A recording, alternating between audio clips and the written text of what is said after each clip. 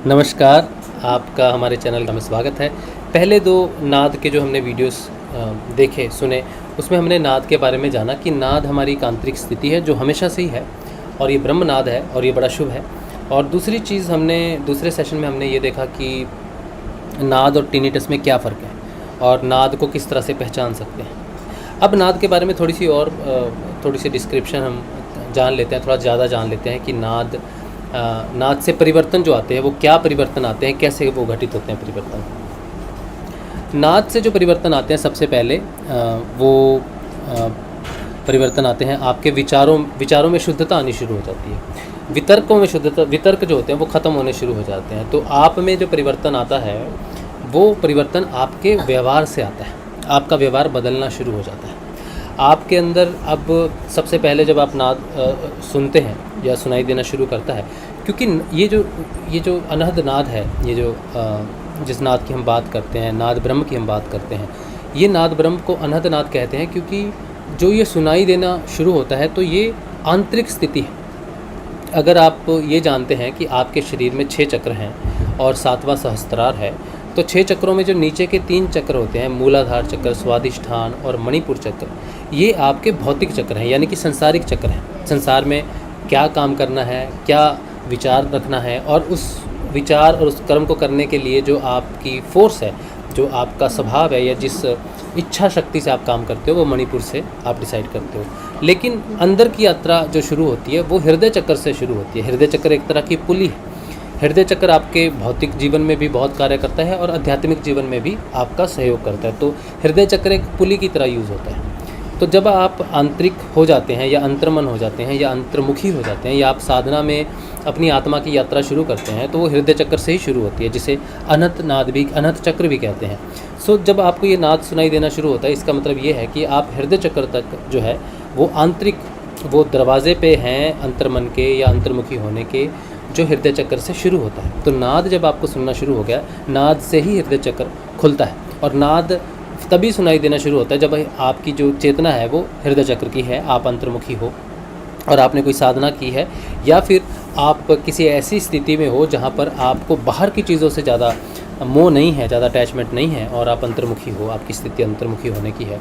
तो ऐसी स्थिति में आपको वो नाद सुनना शुरू होता है। चक्रों के हिसाब से हृदय चक्र जब खुलना शुरू होता है तो सबसे पहले वो आपके अंदर डर पैदा होता है। आपको बिना वजह मृत्यु का डर लगना शुरू हो जाएगा। आपको लगेगा मेरा प्रेशर बढ़ जाएगा या फिर मुझे ये बीमारी हो जाएगी या मुझे लाइलाज बीमारी हो जाएगी। तो मृत्यु भय बहुत ज़्यादा बढ़ जाता है हृदय चक्र में। ऐसे में नाद को आपको कॉन्टीन्यूसली सुनना चाहिए। अगर आप नाद को सुन रहे हैं, उससे आपके जो विचार हैं वो शांत होने शुरू हो जाएंगे। ये जो भय पैदा हो रहा है आपके अंदर, डर पैदा हो रहा है, ये डर के विचार जो पैदा हो रहे हैं, ये डर के विचार इसीलिए पैदा होते हैं कि आप जो ये सृष्टि है, जो माया का जगत है, ये आपको अंतर्मुखी होने से रोकता है, ये आपको बांध के रखता है, ये आपका बंधन है माया का। तो माया कभी नहीं चाहती कि आप इससे छूट कर बच कर निकल जाओ और आपकी आत्मा जो है वो मुक्त हो जाए। तो आत्मा की जो सीट है या आत्मा जब जागृत होती है तो वो हृदय चक्र से ही जागृत होती है। जब ये हृदय चक्र जागृत होता है तो आपको आत्मिक ज्ञान की प्राप्ति होती है, क्योंकि यहीं पर ही आत्मा निवास करती है जो हमेशा सोई हुई रहती है। लोग बड़ी बड़ी ज़िंदगियाँ, लंबी लंबी ज़िंदगियाँ जीते हैं, जीवन में बहुत कुछ कमाते हैं, बहुत कुछ करते हैं, नाम, शोहरत, इज्जत सब कुछ कमाते हैं, लेकिन वो कभी आत्मिक ज्ञान की उनको प्राप्ति नहीं होती, क्योंकि आत्मा जागने से ही आत्मिक ज्ञान की प्राप्ति होती है। अगर अध्यात्म में इस चीज़ को कहा जाए तो द्विज, जब साधक जो है या व्यक्ति विशेष जब किसी गुरु विशेष से मिलता है और गुरुदेव उस पर कृपा करते हैं और वो द्विज बनता है, द्विज बनते ही वो उसकी आत्मा जागृत होती है, उसकी आध्यात्मिक यात्रा शुरू होती है, तब वो द्विज बनता है, तब उसे नाद सुनाई देना शुरू होता है, फिर वो नाद की साधना करता है, फिर उसमें परिवर्तन आता है। आत्मा जो है जब असेंड करना शुरू करती है, यानी कि हृदय चक्र से ऊपर जो आपके गले में विशुद्धि चक्र है, फिर आज्ञा चक्र है, तो जब ये असेंड करना शुरू करती है तो ऊपर जाने के लिए आत्मा को ज्ञान की बड़ी ज़रूरत होती है, उसको अपनी रिकग्नाइजेशन की ज़रूरत होती है, उसको अपने साक्षात्कार की ज़रूरत होती है, जिसे आत्म साक्षात्कार कहते हैं। तो नाद सुनने का मतलब है कि आपका आत्म साक्षात्कार नाद से शुरू होगा। लेकिन नाद आपने सुनना शुरू कर दिया और आपके जीवन में धन की वर्षा होने शुरू हो जाएगी, ये सब बेकार की बातें हैं जो इंटरनेट पे है कि नाद सुनने से ये हो जाएगा या कुछ हो जाएगा। एक्चुअल में नाद आपको इन चीज़ों से मुक्त करता है, इन मोह के बंधनों से मुक्त करता है, इन विचारों से मुक्त करता है, इन डाइवर्सिफिकेशंस जो आपके जीवन में है कि ये है, वो है, ये पाना है, उससे वो मुक्त करता है और आत्मा की तरफ आपको लेके जाता है। आत्मा सारे बंधनों से मुक्त है, आत्मा निर्लिप्त है और आत्मा बिल्कुल प्योर है, तो वो आपको प्योरिटी की तरफ लेके जाना शुरू करता है नाद, और आत्मा को आइडेंटिफाई करना शुरू करता है, उसका साक्षात्कार होना शुरू होता है, जिसे आत्म साक्षात्कार कहते हैं। आत्म साक्षात्कार कोई ऐसी टिप ऑफ द आइस नहीं है कि एक दिन में आपको आत्म साक्षात्कार हो जाएगा। ये यात्रा है जो हृदय चक्र से शुरू होती है।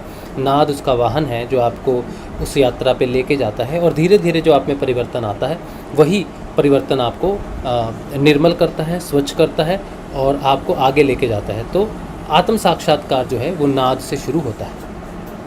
अब इसके बाद बहुत सारी चीज़ें हैं जो आत्म साक्षात्कार में हैं, लेकिन इससे पहले कि हम इससे आगे जाएं तो नाद पे अगर कोई और वीडियो बनेगा, या मैं समझूंगा कि कुछ और भी इन्फॉर्मेशन, अगर आपके क्वेश्चंस रहेंगे नाद पे, तो हम उस क्वेश्चंस को लेके नाद पे और थोड़ा एलैबोरेट करेंगे।